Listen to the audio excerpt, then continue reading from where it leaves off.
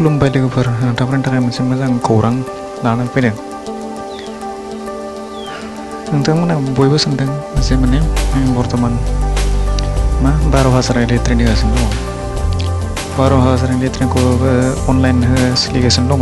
बर्थमान 10 तारिखसिम अनलाइन सोलिबाय थागोन। नाथाय बेवहाय मोनसे गोनां खोथाया जाहैबाय अनलाइन सोलिगासिनो दङब्लाबो बेयाव जोंहा ओरैबायदि जेंना सोमजिगासिनो दङ जे माने मानसिफ्रा मोनथियालासिनो बेखौ खालामगासिनो दङ।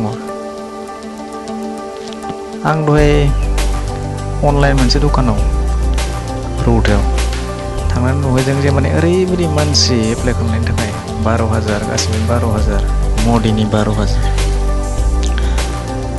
थारमाने दखानिफ्रा माने फिननाय होनोनो गिलायलांनाय मोनबाय मानसिफोरखौ। ओरैबायदि बेयावहाबो बेयावबो बिदिनो बेयावबो बिदिनो जेराव अनलाइन केफे दङ बेयावनो माने गासैबो बेबायदि हालोदाव दङ आरो अरां, रौता, माजबाद आरो बाखि जायगाफ्रावबो माबायदि हालोद बेखौ बुंलायनो हाया। माने ओरैबायदि मानसि जे माने दखानिफ्रा माने फिननाय होनो बानानै माने दखानखौनो बन्द' खालामनानै थांलायनाय बिदि गोसो जालायनाय ओरैबायदि मानसिफोर आरो माने।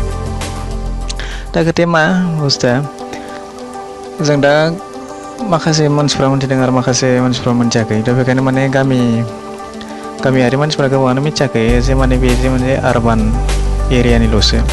बेयाव मोनसे माने गामि ओनसोलनि थाखाय रुरेलनि थाखाय जेबो एप्लाइ नङा, बियो रुरेलनि थाखाय नङा। बे जायफोरा माने नोगोर एरियायाव थायो, जायफोरा सिटियाव थायो बा टाउनाव थायो, जायफोरा माने वार्ड नाम्बार दङ। जेरै वार्ड नाम्बार माने जेरै जोंहा गामियारिफोरा जेरै गामि मोनसे खन्द थायो, दफा थायो, थिग बिदिनो माने टाउनफोराव सिटिफोराव बेबायदि माने मोनसे वार्ड थायो आरो मोनसे एरिया बेंनाय।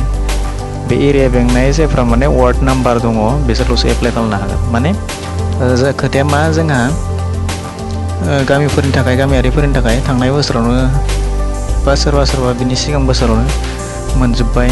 दा जोंहा माखासे थालांबावदों जायफोरा माने नोगोराव थायो बा टाउनाव थायो, बिथांमोना थालांदों। दा बेखौसो माने सरकारा बिथांमोननि थाखायसो माने बेखौ एप्लाइ खालामनो थाखाय होदों।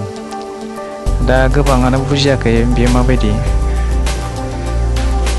दा नंखायनो माने गावनि समखौ बेबायदि सानसे बेस्थ' खालामालासिनो आं सानो जे माने खोथाखौ मोजां गासैबो फोरमायना होनाया मोजां। बेखायनो नोंथांमोननिफ्राय बुजिनानै लादो जे माने बे गामि ओनसोलनि थाखाय नङा, नोगोर ओनसोलनि थाखायल'सो। 12,000नि आसानि थाखाय, 10,000नि आसानि थाखाय माने सानसे अनलाइन दखानाव सानसे लाइन जालायना थाहैनांगौ गोनांथि गैया। बेखायनो माने जाय बिथांमोना बुजियाखैमोन आं बेखौ माने फोरमायनानै होबाय।